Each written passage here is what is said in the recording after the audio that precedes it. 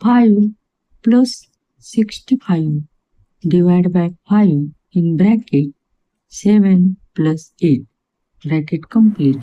It Use means the that rule we of need to perform all the operations step by step in order from top to bottom.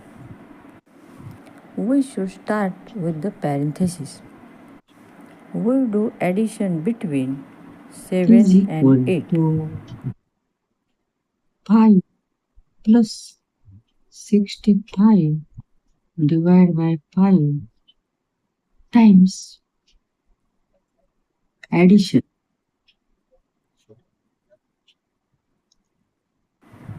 We must start from the left 15 and move toward the right. Perform these two operations in order. We do the division between 65 left to and 5. right. Division 5 plus 13 times 15.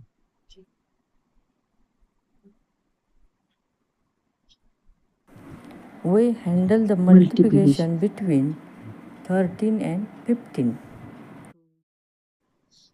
5 plus 195 is equal to here addition.